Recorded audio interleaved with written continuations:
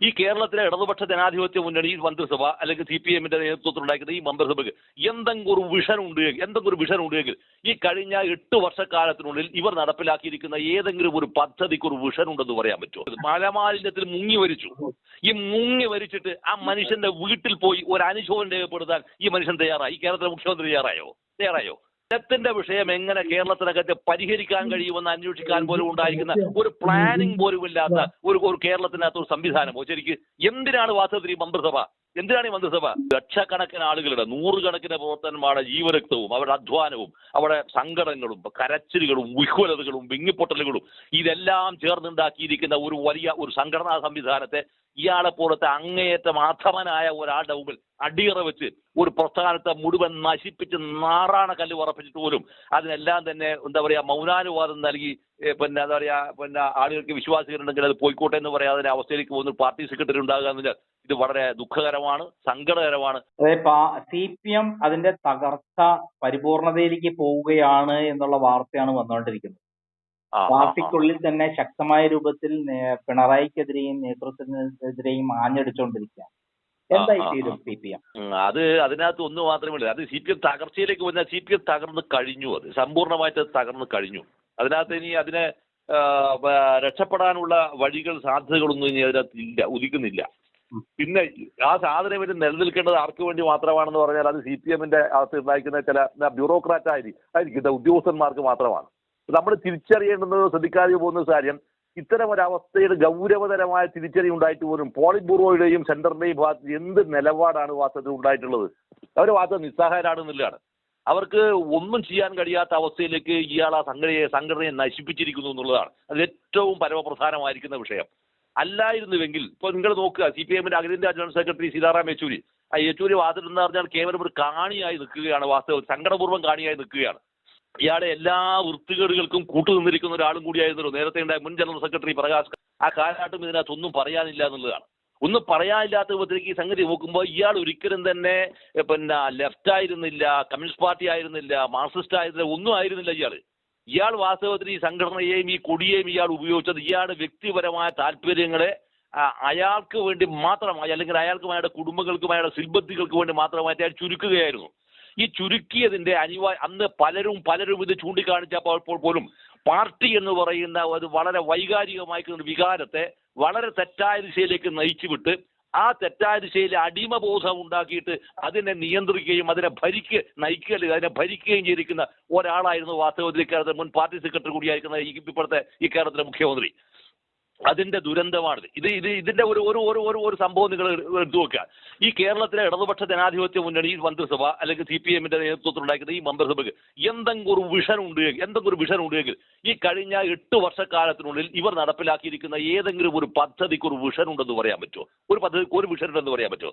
ഇതിൽ ഏറ്റവും പ്രധാനമാണ് ഈ കേരളം ഇന്ന് നേരിടുന്ന ഏറ്റവും വലിയ പ്രതിസന്ധികൾക്കുള്ള ഒരു പ്രധാനപ്പെട്ടിരിക്കുന്ന ഘടകം എന്താണെന്ന് പറഞ്ഞാൽ അത് കേരളം നേരിടുന്ന കാർഷിക പ്രതിസന്ധിയാണ്. കൃഷി വകുപ്പ് CPയുടെ കയ്യിലാണ്. പക്ഷേ CPയുടെ കയ്യിലാണെന്ന് പറഞ്ഞിട്ടുപോലും അവർക്ക് പോലും ഒരു അക്ഷരം ഗൗരവം അറിയിക്കുന്ന വിഷയത്തിൽ ഉന്നയിക്കാൻ പറ്റുന്നില്ല എന്നുള്ളതാണ്. കേരളത്തിലെ ഏത് മേഖലയാണ് തകർക്കപ്പെട്ടത്? കാർഷിക മേഖല സർവ്വതും തകർക്കപ്പെട്ടിരിക്കുന്നു.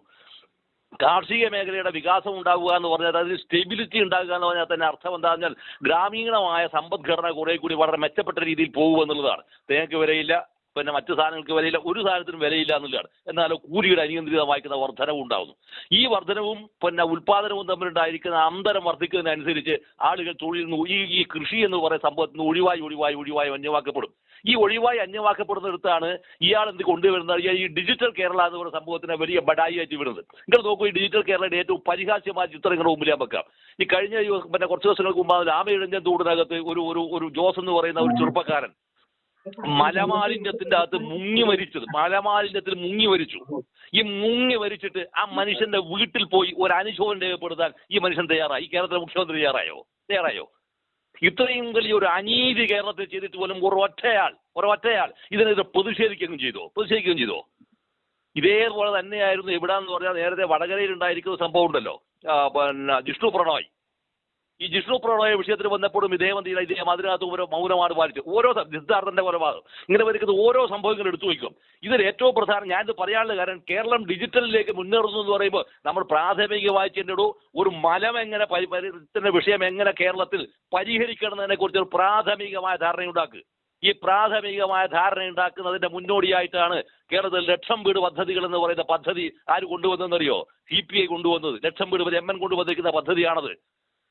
ഇത് ഈ മാലിന്യം എന്ന് പറയുന്ന വിഷയത്തിനകത്ത് ഏറ്റവും പ്രധാനപ്പെട്ടിരിക്കുന്ന ചുവടുവെപ്പും കൂടിയായിരുന്നു MN കൊണ്ടുവന്നിരിക്കുന്ന ഈ പറയുന്ന ലക്ഷം വീട് പദ്ധതി എന്ന് പറയുന്നത്. ഇങ്ങനെ ഭാവനാപൂർണമായിരിക്കുന്ന ഒരു പദ്ധതിക്ക് പകരം ഇത്തരത്തിലുള്ള പദ്ധതി, അതായത് ഡിജിറ്റൽ കേരള എന്ന് പറയുന്ന സംഭവം കേൾക്കുമ്പോൾ ഭയങ്കരമാണ്. എന്താണ് നിങ്ങൾക്ക് അതിന്റെ ഔട്ട്പുട്ട് എന്താണ് ശരിക്കും? ഔട്ട്പുട്ട് ഒന്നുമില്ല, ഒരു വസ്തുവില്ല. ഇതിനകത്ത് മുഴുവൻ തന്നെ കമ്മീഷൻ അടിക്കാനുള്ള ഇടപാടുകൾ മാത്രമായിട്ട് മാറുകയാണ്. ഈ കേരയിൽ എന്ന് പറയുന്ന സംവിധാനവും ഈ K4 എന്ന് പറയുന്ന സംവിധാനവും ഡിജിറ്റൽ കേരളയും എല്ലാം നടക്കുമ്പോൾ മലത്തിന്റെ വിഷയം എങ്ങനെ കേരളത്തിനകത്ത് പരിഹരിക്കാൻ കഴിയുമെന്ന് അന്വേഷിക്കാൻ പോലും ഉണ്ടായിരിക്കുന്ന ഒരു പ്ലാനിങ് പോലും ഇല്ലാത്ത ഒരു കേരളത്തിനകത്ത് ഒരു സംവിധാനമോ ശരിക്ക് എന്തിനാണ് വാസ്തവത്തിൽ ഈ മന്ത്രിസഭ? എന്തിനാണ് ഈ മന്ത്രിസഭ? ഇത്തരം വളരെ മൈന്യൂട്ടായിരിക്കുന്ന ഒരു വിഷയം എന്ന് മാത്രമല്ല ഈ വിഷയത്തിനകത്ത് പോലും ഒരു നിലപാട് പോലും സ്വീകരിക്കാൻ കഴിയാതായി തീരുന്ന ഒരു അവസ്ഥ ഉണ്ടാകുക എന്ന് പറഞ്ഞാൽ അർത്ഥം എന്താന്ന് പറഞ്ഞാൽ ഇവർക്ക് സംസ്ഥാനത്തെക്കുറിച്ചോ പാർട്ടിയെക്കുറിച്ചോ ഉണ്ടായിരിക്കുന്ന ഒരു വീക്ഷണവും അവർക്ക് ഉണ്ടാവില്ല എന്നുള്ളതാണ്. അവിടെ CPIM എന്ന് പറയുന്ന ഒരു പാർട്ടി അതിന്റെ സ്വാഭാവികമായ അന്ത്യത്തിലേക്ക് കടക്കുന്നതിന്റെ രണ്ടാമത്തെ വർഷം എന്താന്ന് പറഞ്ഞാൽ CPIMന്റെ സംസ്ഥാന സെക്രട്ടറി ഇപ്പൊ കഴിഞ്ഞ 2 ദിവസമായി പറഞ്ഞുകൊണ്ടിരിക്കുന്ന സാധനമാണ് വിശ്വാസികൾക്ക് വിശ്വാസമായിക്കോട്ടെ, ഞങ്ങൾക്കാർക്കും പരാതിയൊന്നും ഇല്ല എന്നുള്ളതാണ്. കാരണം അത് സംഭവം എന്താ പറഞ്ഞാൽ ഇത് വളരെ കൃത്യമായി ഈ സംഭവം എന്താ പറഞ്ഞാൽ ഹിന്ദു പാർട്ടിയായി അല്ലെങ്കിൽ BJPയിലേക്ക് ആളുകൾ പോകാനുള്ള വഴി സമ്പൂർണ്ണമായി തുറക്കപ്പെട്ടിരിക്കുന്നു എന്നുള്ളതാണ്. ഇനി ഇതിനകത്ത് എന്നിട്ട് ആ പാർട്ടിയുടെ നേതാക്കന്മാർ ഇപ്പൊ കൃത്യമായിട്ട് പറയാ കേഡറുകൾ ഉണ്ടാവുന്നില്ല. എങ്ങനെയാണ് കേഡറുകൾ ഉണ്ടാവുക? ഞാൻ തന്നെ എത്രയോ തവണ ചർച്ച ചെയ്യുന്ന സമയത്ത് നിങ്ങളുടെ ഇതിനകത്ത് ഞാൻ പറഞ്ഞു ഈ കേരളത്തിനകത്ത് ഇയാൾ ഉണ്ടാക്കിയിരിക്കുന്ന ഒരു കേഡറുടെ പേര് പറയാമോ? ഒരു കേഡറെ പോലെ ഉണ്ടാക്കാൻ കഴിയാത്ത വിധത്തിൽ ഈ സംഘടന ഇയാൾ ദുർബലപ്പെടുത്തിയതിന്റെ ഫലം എന്താണെന്നറിയോ? പുത്തനായ കേഡറുകൾ പാർട്ടിയിലേക്ക് വരുന്നില്ല എന്ന് ഖേദപൂർവ്വം MP ഗോവിന്ദൻ പറയേണ്ടി വരികയാണ്. ഈ പിണറായിൽ മെനയാന്ന് നടന്നിരിക്കുന്ന SFIയുടെ ജില്ലാ സമ്മേളനമുണ്ട്. കണ്ണൂർ ജില്ലാ ബെന്യാമിൻ ഉദ്ഘാടനം ചെയ്ത് വേറെ ആരെയും കിട്ടിയില്ല, അത് വേറെ വിഷയം. ബെന്യാമിൻ ഉദ്ഘാടനം ചെയ്തപ്പോൾ അതിനകത്ത് വന്നിരിക്കുന്ന ഒരു വിഷയം അവർ പാസ്സാക്കിയത് പ്രമേയം എന്താണ്? AESF രാഷ്ട്രീയം പിടിക്കണമെന്നാണ്. ഇവർ പാസ്സാക്കിയത് പ്രമേയമാണെന്നേ. അപ്പൊ ഈ കേരളത്തിനകത്ത് വരുന്ന ഒട്ടനവധി ഗൗരവമേറിയിക്കുന്ന വിദ്യാഭ്യാസ പ്രശ്നത്തെക്കുറിച്ച് സംസാരിക്കാൻ ഇവർക്കില്ല. പകരം AESF ഇവിടെയാണ് ഞാൻ AESFന്റെ വർത്താനം പറഞ്ഞ ഒരാളല്ലേ, അത് വേറെ വിഷയമാണ്. പക്ഷേ എങ്കിൽ പോലും ഒരു ഗൗരവമേറിയിരിക്കുന്ന ഒരു വിഷയത്തെ അഡ്രസ് ചെയ്യാൻ കണ്ണൂർ ജില്ലാ സമ്മേളനത്തിനകത്ത് സെക്രട്ടറിയും പ്രസിഡന്റും ഇരുന്നിരിക്കുന്ന സമ്മേളനത്തിനകത്ത് പോലും സാധ്യമായില്ല എന്ന് പറയുമ്പോഴാണ് നിങ്ങളുടെ മുമ്പിൽ വാസ്തവത്തിൽ എന്തില്ല? പൊളിറ്റിക്സ് ഇല്ല. ശരിക്കും ഒരു പൊളിറ്റിക്സും ഇല്ല. ഈ പൊളിറ്റിക്സ് ഇല്ല എന്ന് പറഞ്ഞ അർത്ഥം എന്താണ്? ഇതാണല്ലോ വളർന്ന് നാടത്ത് ഒരു പാർട്ടിക്കാരനായി മാറുന്നത്. പാർട്ടിക്കാരനായി മാറാനുണ്ട് അടിത്തറക്കകത്ത് അല്ലെങ്കിൽ അതിനെ അറിയാം നമ്മൾ പറയുന്ന തറയൊരുക്ക്. ഈ തറക്കകത്ത് പോലും വെക്കാനുള്ള കല്ല് പോലും ഇല്ലാതായിരിക്കുന്ന അവസ്ഥ ഉണ്ടാകുമെന്ന് പറഞ്ഞാൽ ഈ പാർട്ടിയുടെ വളർച്ച ആത്യന്തികമായി അത് മുരടിച്ചിരിക്കുന്നല്ല, അത് മരിച്ചിരിക്കുന്നുവെന്നാണ്, സമ്പൂർണ്ണമായി മരിച്ചിരിക്കുന്നുവെന്നാണ്. ഈ സമ്പൂർണ്ണമായ മരണത്തിന് ശേഷം നിങ്ങൾക്ക് ഇനി അപ്പുറത്തേക്ക് ഒരു സാധനം പോകണമെങ്കിൽ എന്താണ്? ഒരു വഴിയുമില്ല. ആ വഴി ഇല്ലാത്തത് കൊണ്ടാണ് MP ഗോവിന്ദൻ ഇപ്പൊ വളരെ പരസ്യമായി പറഞ്ഞത് വിശ്വാസികൾക്ക് വിശ്വാസം ഉണ്ടാക്കുന്ന വിശ്വാസം പുലർത്തുന്നതിന് പാർട്ടി എതിരില്ല. ഇത് നേരത്തെ പറഞ്ഞാൽ പോലെ, പണ്ടേ പറഞ്ഞാൽ പോലെ വല്ല കുഴപ്പമുണ്ടോ? ഇവിടെയാണ് നമ്മൾ പറയുന്ന ഡയലക്റ്റിക്കൽ മെറ്റീരിയലിസം എന്ന് പറയുന്നത്. ഡയലക്റ്റിക്കൽ മെറ്റീരിയലിസം ആർക്ക് മാത്രമേ ഉള്ളൂ? ഡയലക്റ്റിക്കൽ മെറ്റീരിയലിസം എന്ന് പറയുന്നത് യഥാർത്ഥത്തിൽ ഡയലക്റ്റിക്കൽ മെറ്റീരിയലിസം അംഗീകരിക്കാൻ മാത്രമുള്ള ബൗദ്ധികമായിരിക്കുന്ന ശേഷിയുള്ളവർക്ക് മാത്രമേ ഡയലക്റ്റിക്കൽ മെറ്റീരിയൽ ചർച്ച ചെയ്യാറുള്ളൂ, അല്ലാതെ എവിടെയും ചെയ്യാറില്ല. CPIMന്റെ പോളിറ്റ് ബ്യൂറോനകത്ത് ഡയലക്റ്റിക്കൽ മെറ്റീരിയലിസം കൃത്യമായി പാലിച്ച് ആ അർത്ഥത്തിൽ വിശകലനം ചെയ്യുന്ന എത്ര ആളുകളെ പാർട്ടിക്കകത്തുണ്ട്, എത്ര ആളുകൾ സ്റ്റേറ്റ് കമ്മിറ്റിക്കകത്തുണ്ട്, എത്ര ആളുകൾ സെക്രട്ടേറിയറ്റിനകത്തുണ്ട്? ഇല്ല എന്നുള്ളതാണ് വസ്തുത. കാരണം ഇവരെല്ലാവരും സ്വകാര്യത്തിൽ വളരെ കൃത്യമായി ദൈവത്ത് പറയുന്ന സങ്കല്പത്തിന്റെ ഭാഗമായി പോകുന്നവരാണ്. അത് കോടിയേരി ബാലകൃഷ്ണനായാലും ശരി, ഈ പറയുന്ന മിസ്റ്റർ വിജയനായാലും ശരി, ആരായാലും ശരി, ഇവരെല്ലാവരും ഇതിന്റെ പുറകെ പോകുന്നത്. പോകുന്നതൊന്നും അറിയില്ല. പക്ഷേ പോയില്ല എന്ന് അദ്ദേഹം ആവർത്തിക്കുന്നുണ്ടെങ്കിൽ പോലും അദ്ദേഹം KSCയുടെ കണ്ണൂർ ജില്ലാ സമ്മേളനം നടന്നപ്പോൾ സംസ്ഥാന സമ്മേളനം നടന്നപ്പോൾ ഇപ്പല്ല കഴിഞ്ഞ 1.5 വർഷങ്ങൾക്ക് മുൻപ് അദ്ദേഹം നടത്തിയിരിക്കുന്നു പ്രസംഗത്തിനകത്ത് പറഞ്ഞത് ഡയലക്റ്റിക്കൽ മെറ്റീരിയലിസം ഇന്ത്യയിൽ പ്രാബല്യത്തിൽ അത് പ്രചരിപ്പിക്കുകയോ പ്രയോഗത്തിൽ വിട്ടുകയോ സാധ്യമല്ല എന്നാണ്. അതിനർത്ഥം എന്താണ് പറഞ്ഞാൽ ഈ പറയുന്ന മാർക്സിന്റെ ഇത് സത്യത്തിൽ തന്നെ ബൗദ്ധികമായ സംഘത്തിന് മാത്രമാണ് എന്ന് നേരത്തെ പറഞ്ഞിരുന്നെങ്കിൽ ഈ പറയുന്ന പ്രയാസങ്ങൾ ഉണ്ടാവുന്നില്ല. ഇനിയിപ്പോൾ ഇതുകൊണ്ടുണ്ടായിരിക്കുന്ന ഏറ്റവും ഗൗരവമേറിയിരിക്കുന്ന മറ്റൊരു വിഷയം എന്താണ്? ഒരു വീട്ടിനകത്തുണ്ടായിരിക്കുന്ന സ്വാഭാവിക ആളുകൾ ക്ഷേത്രത്തിന്റെ കാര്യങ്ങൾ സജീവമാണെന്ന് പറയുന്നതോടെ പാത്തും പതുങ്ങിയും പല അമ്പലങ്ങളിലും ക്ഷേത്രങ്ങളിലും പോയിരിക്കുന്ന സ്ത്രീകൾ എന്ത് ചെയ്യും എന്ന് വളരെ പരസ്യമായിട്ട് അങ്ങോട്ടേക്ക് ഇറങ്ങിയിട്ടങ്ങ് പുറപ്പെടുകയാണ് ചെയ്യുക. ഈ ഇറങ്ങി പുറപ്പെടുന്നതോടെ സമ്പൂർണ്ണമായ നാശത്തിലേക്ക് CPIMനെ കൊണ്ടുവന്നെത്തിക്കുന്നതിന്റെ പരിപൂർണമായിരിക്കുന്ന ഉത്തരവാദിത്തത്തെ അല്ലെങ്കിൽ അതിന്റെ പരസ്യമായ ആഹ്വാനവും ഇദ്ദേഹം നൽകിയിരിക്കുന്നു.